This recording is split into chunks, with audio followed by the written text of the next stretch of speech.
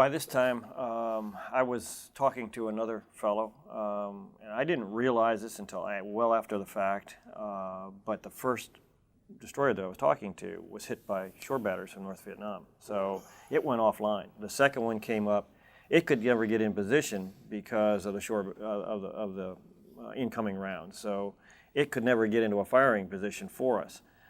I didn't know any of this. I'm thinking, these guys, how come they're not firing? I'm not getting any gunfire support, any artillery, naval gunfire support. You know, you don't have time to talk to them for very long. I mean, you're in firefight. We were just you know, being overrun by various groups as they came up, and eventually it got to where, you know, you're hand to hand with some of these folks, so you only have very limited time on the radio. The first time I talked to him, I had plenty of time, but after that initial contact, you know, my time frame on the radio was very short. I mean, I don't have time to sit there and talk to this guy forever and a day.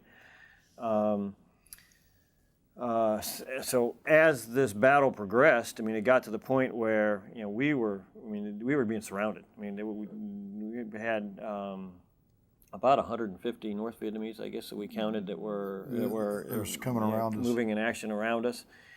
Remember, there's 5 of us. And another thing that happened was there was a Forward Air Control aircraft that came up at this time. And I wanted to shift. I was hoping that he would take over. I couldn't communicate with him, but I knew the ships could. And I wanted him to, you know, coordinate the naval gunfire. That never happened.